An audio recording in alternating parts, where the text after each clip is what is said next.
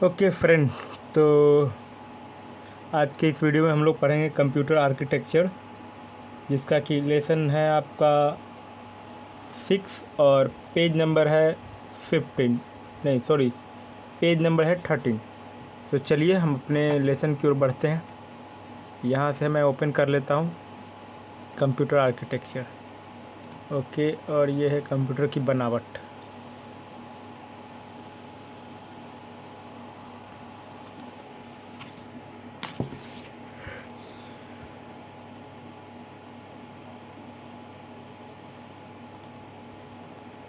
ठीक है, तो जैसा कि आप मेरा स्क्रीन देख पा रहे हैं सबसे पहले कि ये जो मेरा है कंप्यूटर का बनावट, ठीक है ना। कंप्यूटर दो चीज़ से मिलकर के बना हुआ है।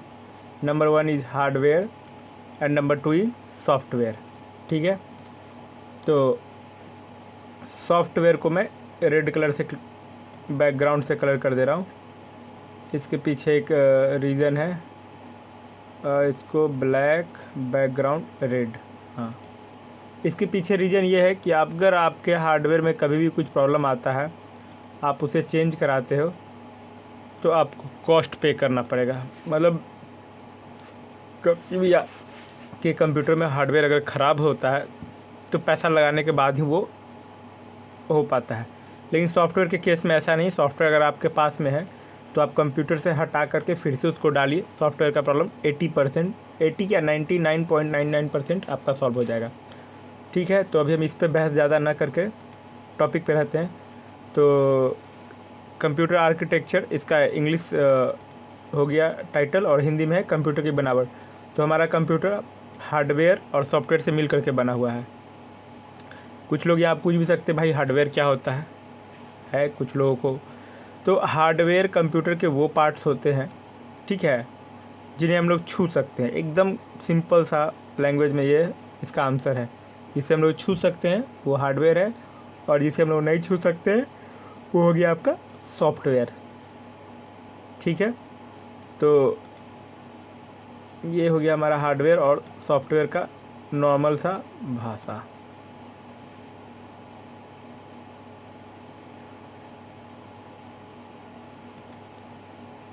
ठीक है, और तो हार्डवेयर में कौन कौन से पार्ट्स आते हैं,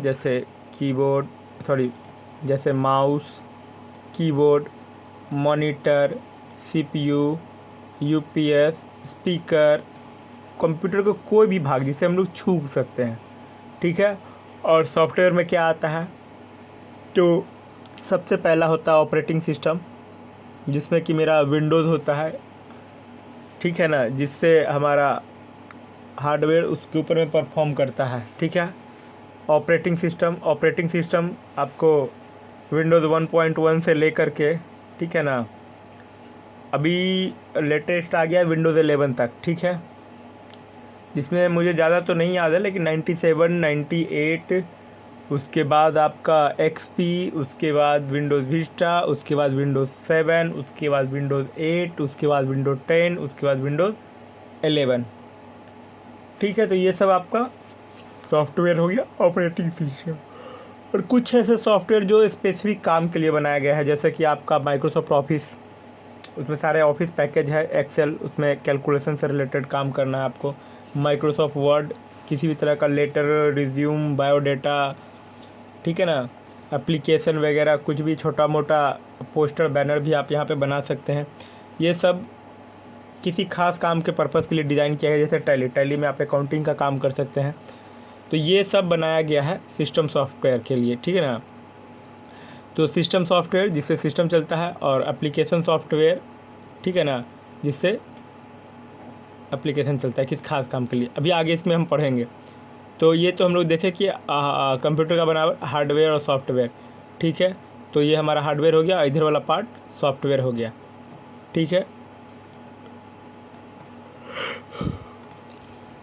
तो मैं हार्डवेयर को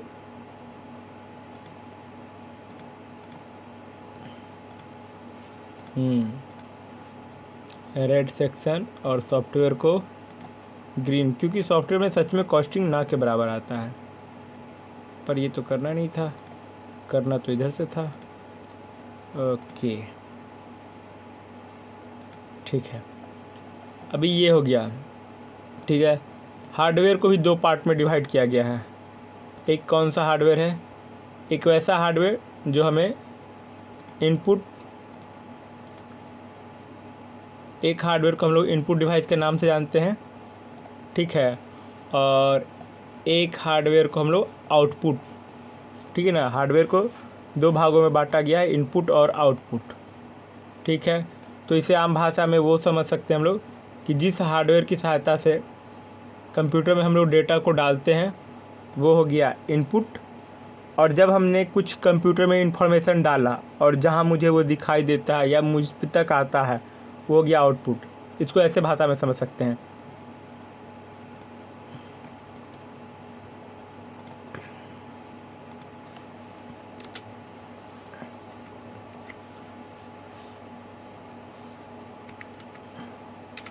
ठीक है, तो जैसे कि हम लोग जब कुछ भी टाइपिंग करते हैं, ठीक है ना,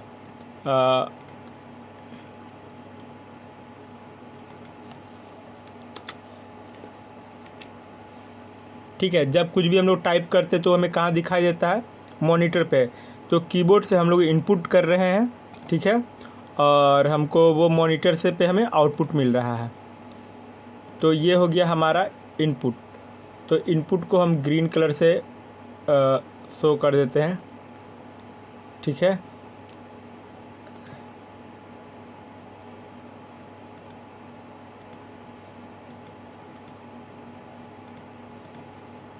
ठीक है, और आउटपुट को कर देते हैं मैं रेड, ठीक है। तो इनपुट वाला जो हमारा सेक्शन है ये सारा इनपुट है। जैसे मुझे कुछ भी अपना आवाज़ रिकॉर्ड करना होता है कंप्यूटर में तो माइक के थ्रू करेंगे, और वही आवाज़ जब मुझे सुनना होगा तो हम कहाँ से सुनेंगे? स्पीकर के थ्रू, ठीक है। तो ये हमारा इनपुट और आउटपुट का लॉजिक मैं लगा कर चल रहा हूँ। इसी तरह से इसको अरेंज भी किया हूँ मैं, ठीक है। और आपका ये प्रोजेक्टर और मॉनिटर दोनों एक ही जैसा काम करता है, दोनों को हमको डिस्प्ले कराने का काम करता है।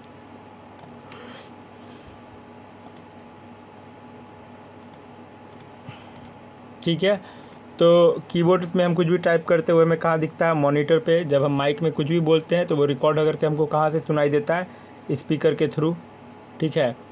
तो ये हो गया हमारा इनपुट डिवाइस और आउटपुट डिवाइस, ठीक है ना। हार्डवेयर को दो भाग में बांटा गया है, इनपुट डिवाइस और आउटपुट डिवाइस। वो डिवाइस जिसकी सहायता से कंप्यूटर में हम इंफॉर्मेशन डाल सकते हैं वो इनपुट हो गया, और जिसकी सहायता से वही इन्फॉर्मेशन हमें वापस मिलता है तो हो गया आउटपुट। इन्फॉर्मेशन क्या हो सकता है? तो किसी का नाम, किसी का फ़ोटो, किसी तरह का साउंड, वॉटेवर कंप्यूटर में जो कुछ भी है वो सारा इन्फॉर्मेशन ही है, चाहे सॉफ्टवेयर हो या फिर कोई ऑपरेटिंग सिस्टम हो, ठीक है।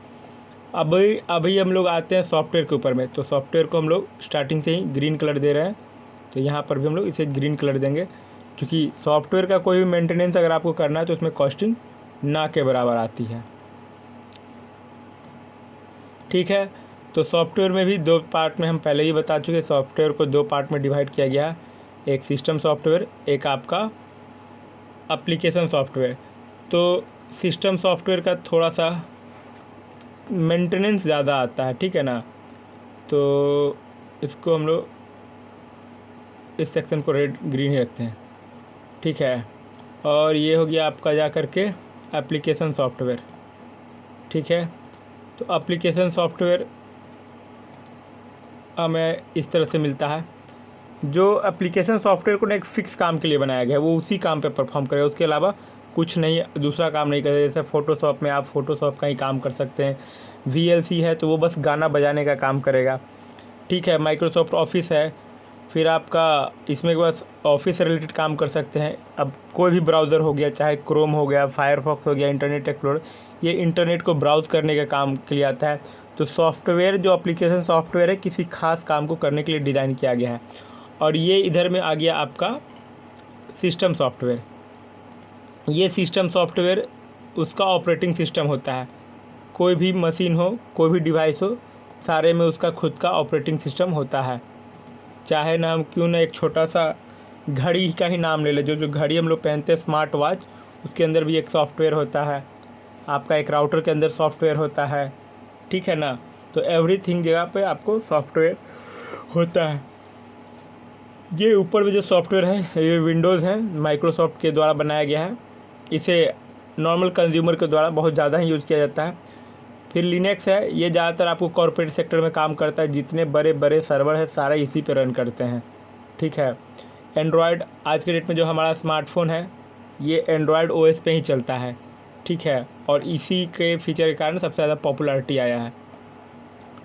तो हमारा पे ये लेसन ऑलमोस्ट कंप्लीट हो गया है, ठीक है। ये है हमारा कंप्यूटर की बनावट है, ठीक है। और इस तरह से हम लोग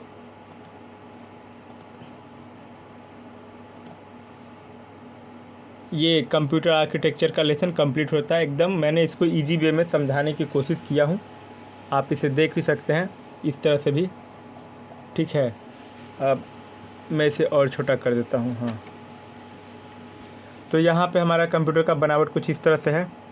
कंप्यूटर की बनावट इसे दो भाग में बांटा गया, हार्डवेयर सॉफ्टवेयर। हार्डवेयर में वो पार्ट आते हैं जिन्हें छू सकते हैं, सॉफ्टवेयर में वो पार्ट आते हैं जिन्हें हम छू नहीं सकते हैं। हार्डवेयर को भी दो भाग में बांटा गया है, वैसे हार्डवेयर जिससे हम इनपुट देते हैं, दूसरा है वैसे हार्डवेयर जिससे हम लोग आउटपुट लेते हैं। सॉफ्टवेयर को भी दो भाग में बांटा गया है, एक सिस्टम सॉफ्टवेयर जिससे हमारा सिस्टम चलता है, ठीक है ना, और सिस्टम सॉफ्टवेयर की ही सहायता से एप्लीकेशन सॉफ्टवेयर चलता है। सिस्टम सॉफ्टवेयर के बिना एप्लीकेशन सॉफ्टवेयर नहीं चल सकता है, लेकिन एप्लीकेशन सॉफ्टवेयर के बिना सिस्टम सॉफ्टवेयर हमारा चल सकता है। तो यही रहा ओवरऑल इसका ये रिज़ल्ट। उम्मीद करता हूँ कि आपको वीडियो समझ में आया हो। अगर किसी भी तरह का आपको कोई कन्फ्यूज़न हो कमेंट करें, मैं कोशिश करूँगा कि आपके सारे कन्फ्यूज़न को जल्द से जल्द दूर किया जाए। Subscribe now and press the bell icon. Never miss an update.